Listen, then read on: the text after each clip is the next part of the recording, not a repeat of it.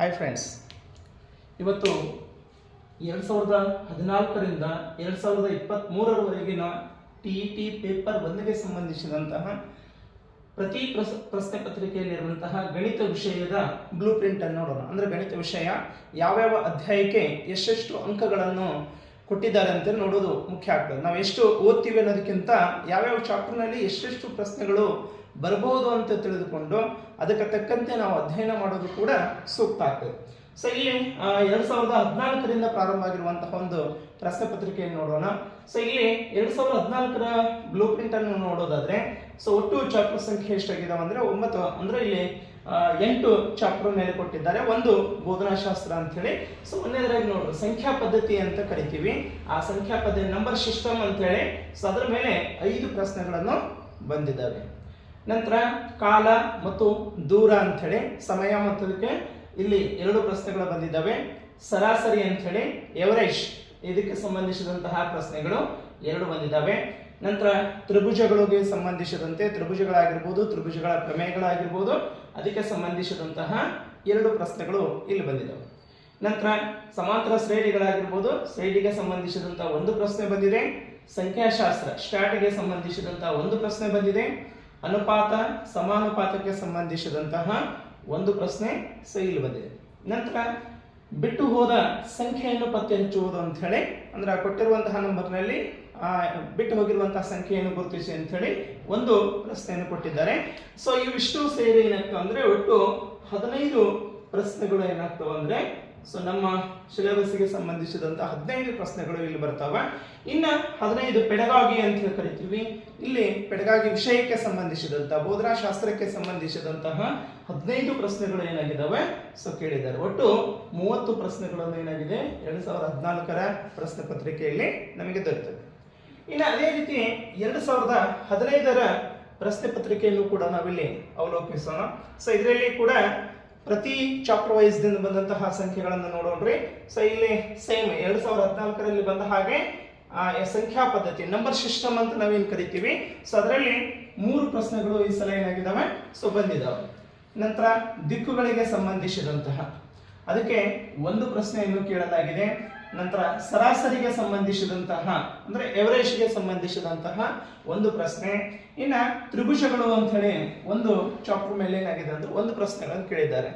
ನಂತರ ಶ್ರೇಣಿಗಳು ಸಮಾಂತರ ಶ್ರೇಣಿಗಳಾಗಿರ್ಬೋದು, ಶ್ರೇಣಿಗಳಾಗಿರ್ಬೋದು, ಅದಕ್ಕೆ ಸಂಬಂಧಿಸಿದಂತಹ 1 ಪ್ರಶ್ನೆ.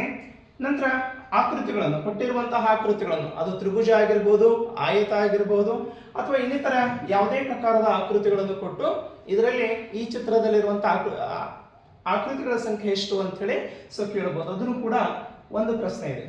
ಇನ್ನ ಲಾಭ ನಷ್ಟ ಶೇಕಡಾ ನಷ್ಟ ಅಂತ ಹೇಳಿ ಏನಾಗ್ತದೆ ಅಂದ್ರೆ ಸೊ ಇಲ್ಲಿ ಲಾಭ ನಷ್ಟದ ಮೇಲೆ ಸಂಬಂಧಿಸಿದಂತಹ 1 ಪ್ರಶ್ನೆಯನ್ನು ಏನಾಗಿದೆ ಸೊ ಕೇಳಲಾಗಿದೆ.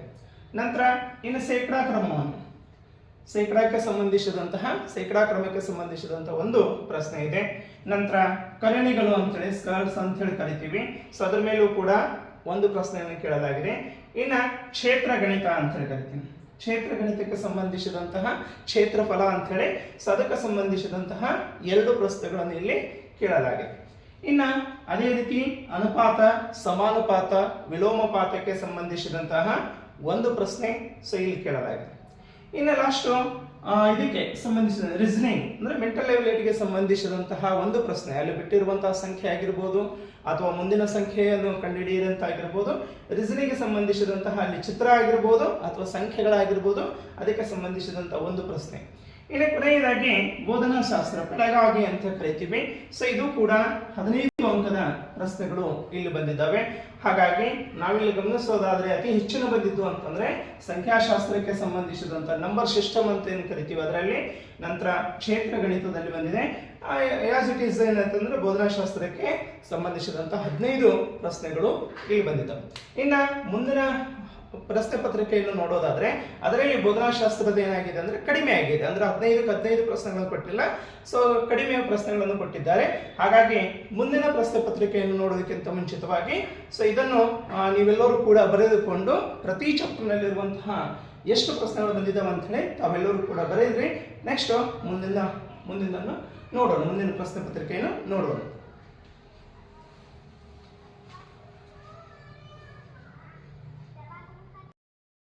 ವಿದ್ಯಾರ್ಥಿಗಳೇ, ಇಲ್ಲಿ 2017ರ ಪ್ರಶ್ನೆ ಪತ್ರಿಕೆಯನ್ನು ನೋಡೋಣ. ಸೊ ಇದರಲ್ಲಿ ಕೂಡ ಚಾಪ್ಟರ್ ವೈಸ್ ನೋಡೋಣ. ಸೊ ಸಂಖ್ಯಾ ಪದ್ಧತಿಯಲ್ಲಿ 4 ಪ್ರಶ್ನೆಗಳು ಬಂದಿದ್ದಾವೆ. ಸರಾಸರಿ ಇಲ್ಲಿ 1 ಪ್ರಶ್ನೆ ಇದೆ. ಸೊ ತ್ರಿಭುಜಗಳು ಚಾಪ್ಟರ್ ಮೇಲೆ ಏನಾಗಿದೆ ಅಂದರೆ ಇಲ್ಲಿ ಕೂಡ 1 ಅಂಕ ಪ್ರಶ್ನೆ ಬಂದಿದೆ. ಸೊ ಅನುಪಾತ ಸಮಾನುಪಾತಕ್ಕೆ ಸಂಬಂಧಿಸಿದಂತಹ ಅಲ್ಲಿ ಕೂಡ 1 ಅಂಕ. ಸೊ ದಿಕ್ಕುಗಳಿಗೆ ಸಂಬಂಧಿಸಿದಂತಹ ಅಲ್ಲಿ 1 ಪ್ರಶ್ನೆ. ಇಲ್ಲಿ ಹೊಸದಾಗಿ ಬಾಡ್ ಮಾಸ್ ರೂಲಿಗೆ ಸಂಬಂಧಿಸಿದಂತೆ ಅಂದ್ರೆ ಭಾಗಾಕಾರ, ಗುಣಾಕಾರ, ಸಂಕಲನ ಮತ್ತು ವ್ಯವಕಲನಕ್ಕೆ ಸಂಬಂಧಿಸಿದಂತಹ ಬಾಡ್ ಮಾಸ್ ರೂಲಿಗೆ ಸಂಬಂಧಿಸಿದಂತಹ 1 ಪ್ರಶ್ನೆ. ಸೊ ಇದರಲ್ಲಿ ಬಂದಿದೆ. ನಂತರ ಕರಣಿಗಳಿಗೆ ಸಂಬಂಧಿಸಿದಂತೆ 1 ಪ್ರಶ್ನೆ. ಕ್ಷೇತ್ರ ಗಣಿತ ಅಂತ ಹೇಳಿ ಇದೆ. ಸೊ ಕ್ಷೇತ್ರ ಗಣಿತಕ್ಕೆ ಸಂಬಂಧಿಸಿದಂತಹ 2 ಪ್ರಶ್ನೆಗಳು. ದಶಮಾಂಶಗಳಿಗೆ ಸಂಬಂಧಿಸಿದಂತಹ 1 ಪ್ರಶ್ನೆ. ನಂತರ ಇಲ್ಲಿ ಹೊಸದಾಗಿ ಗಡಿಯಾರಗಳ ಸಂಖ್ಯೆ ಅಂದ್ರೆ ಗಡಿಯಾರದ ಸಮಯವನ್ನು ತೋರಿಸುವುದು ಹೇಳಿ. ಸೊ ಗಡಿಯಾರಕ್ಕೆ ಸಂಬಂಧಿಸಿದಂತಹ 1 ಪ್ರಶ್ನೆ ಇದೆ. ನಂತರ ಭಿನ್ನರಾಶಿಗೆ ಸಂಬಂಧಿಸಿದಂತಹ ಭಿನ್ನರಾಶಿ ವಿಧಗಳಾಗಿರ್ಬೋದು ಅಥವಾ ಭಿನ್ನರಾಶಿಗೆ ಸಂಕಲನಕ್ಕೆ ಆಗಿರ್ಬೋದಂತಹ ಸಮಸ್ಯೆಗಳು 2 ಇದಾವೆ. ನಂತರ ಅದೇ ರೀತಿ ಬೋಧನಾಶಾಸ್ತ್ರವು ಕೂಡ ಏನಾಗಿದೆ, ಇಲ್ಲಿ 15 ಅಂಕದ ಬೋಧನಾಶಾಸ್ತ್ರ ಇದೆ. ಸೊ ಹೀಗಾಗಿ ಒಟ್ಟು 30 ಅಂಕದ ಪ್ರಶ್ನೆಗಳಾಗಿ ನೋಡಬಹುದು. ಇನ್ನು ಅದೇ ರೀತಿ 2020ರ ಪ್ರಶ್ನೆ ಪತ್ರಿಕೆಯನ್ನು ಕೂಡ ನೋಡೋಣ. ಸೊ 2020ರ ಪ್ರಶ್ನೆ ಪತ್ರಿಕೆಯಲ್ಲಿ ಸೊ ಆಗಲೇ ಹೇಳಿದಾಗೆ ನಂಬರ್ ಸಿಸ್ಟಮ್ ಅಂತ ಕರಿತೀವಿ, ಸಂಖ್ಯಾ ಪದ್ಧತಿ. ಸೊ ಇಲ್ಲಿ ಕೂಡ 4 ಪ್ರಶ್ನೆಗಳು ಏನಾಗಿದಾವೆ ಅಂದ್ರೆ ಸೊ ಸಾಮಾನ್ಯವಾಗಿ ಬಂದಿದೆ. ನಂತರ ಕಾಲ ದೂರಕ್ಕೆ ಸಂಬಂಧಿಸಿದಂತಹ 1 ಪ್ರಶ್ನೆ. ಸರಾಸರಿಗೆ ಸಂಬಂಧಿಸಿದಂತಹ 1 ಪ್ರಶ್ನೆ.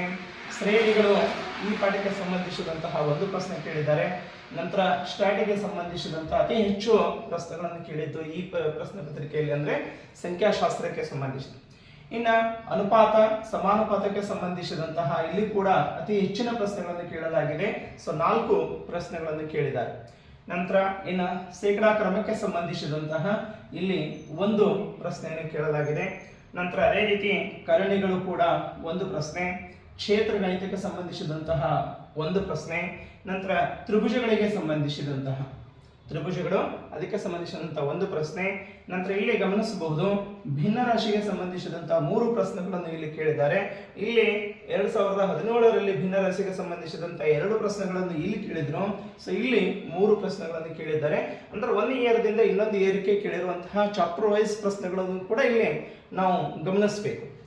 ನಂತರ ಲಸ ಮತ್ತು ಮಸಾಗೆ ಸಂಬಂಧಿಸಿದಂತ ಇಲ್ಲಿ 2017ರಲ್ಲಿ ಕೇಳಿಲ್ಲ, ಬಟ್ 2020ರಲ್ಲಿ ಏನಾಗಿದ್ದಾರೆ ಅಂದ್ರೆ ಹೊಸದಾಗಿ ಸೇರಿಸಿದ ಅಂದ್ರೆ ಲಸ ಮತ್ತು ಮಸ ಕಂಡಿಡುವಂತಹ 1 ಪ್ರಶ್ನೆಯನ್ನು ಕೇಳಲಾಗಿದೆ. ನಂತರ ಘನಾಕೃತಿಗಳು ಇಲ್ಲಿ 2017ರಲ್ಲಿ ಘನಾಕೃತಿಗಳನ್ನು ಬಗ್ಗೆ ಪ್ರಶ್ನೆಗಳನ್ನು ಕೇಳಿಲ್ಲ, ಬಟ್ 2020ರಲ್ಲಿ ಏನಾಗಿದೆ ಅಂದ್ರೆ ಘನಾಕೃತಿಗಳನ್ನು ಇಲ್ಲಿ ಕೇಳಿದ್ದಾರೆ. ಸೊ ಎಷ್ಟು ಪ್ರಶ್ನೆಗಳು ಅಂದ್ರೆ 2 ಪ್ರಶ್ನೆಗಳನ್ನು ಕೇಳಿದ್ದಾರೆ. ನಂತರ ಇಲ್ಲಿ ನೀವು ಗಮನಿಸಬೇಕಾಗಿದ್ದೇನು ಅಂತಂದ್ರೆ ಬೋಧನಾಶಾಸ್ತ್ರಕ್ಕೆ ಸಂಬಂಧಿಸಿದಂತಹ ಬಹಳ ಅಂಕಗಳಾಗ್ತವೆ ಅಂತ ಹೇಳಿ ವಿದ್ಯಾರ್ಥಿಗಳು ಹೇಳಿದಕ್ಕೆ ಸೊ ಪ್ರಶ್ನೆ ಪತ್ರಿಕೆಯಲ್ಲಿ ಬದಲಾವಣೆಯನ್ನು ಮಾಡಿ ಅಂದ್ರೆ ಆ ವಿಷಯಕ್ಕೆ ಹೆಚ್ಚಿನ ರೀತಿಯಾದಂತಹ ಪ್ರಶ್ನೆಗಳನ್ನು ಕೊಟ್ಟು ಬೋಧನಾಶಾಸ್ತ್ರಕ್ಕೆ ಸಂಬಂಧಿಸಿದಂತಹ 4 ಪ್ರಶ್ನೆಗಳನ್ನು ಮಾತ್ರ ಇಲ್ಲಿ ಕೇಳಿದ್ದಾರೆ. ಅಂದ್ರೆ ಬೋಧನಾಶಾಸ್ತ್ರದ ಸಂಖ್ಯೆ ಏನೈತಿ ಇಲ್ಲಿ ಸೊ ಕಡಿಮೆಯಾಗಿ ಸೊ ಚಾಪ್ಟರ್ಗಳ ಸಂಖ್ಯೆ ಹೆಚ್ಚಾಯಿತು, ಹಾಗಾಗಿ ಅಂಕಗಳು ಕೂಡ ಏನಾಗಿದ್ದಾವೆ ಹೆಚ್ಚಾಗಿದ್ದಾವೆ. ಬೋಧನಾಶಾಸ್ತ್ರಕ್ಕೆ ಸಂಬಂಧಿಸಿದಂತಹ 4 ಪ್ರಶ್ನೆಗಳನ್ನು ಇಲ್ಲಿ ಕೇಳಲಾಗಿದೆ. ಹಾಗಾಗಿ ಒಟ್ಟು ಪ್ರಶ್ನೆಗಳು ಏನು ಬದಲಾವಣೆ ಇಲ್ಲ, ಬಟ್ ಚಾಪ್ಟರ್ ಬದಲಾವಣೆಯಲ್ಲಿ ಏನಾಗಿದೆ ಪ್ರಶ್ನೆಗಳ ಸಂಖ್ಯೆ ಆಗಿದೆ. ಒಟ್ಟು ಪ್ರಶ್ನೆಗಳು ಸೊ 30. ನಂತರ ಮುಂದಿನ ಪ್ರಶ್ನೆ ಪತ್ರಿಕೆಯನ್ನು ಮತ್ತೆ ನೋಡೋಣ. ಸೊ ಇದನ್ನು ಬರೆದು ಪ್ರಾಕ್ಟೀಸ್ ಮಾಡ್ಕೊಳ್ಳಿ, ಬರೆದುಕೊಳ್ಳಿ.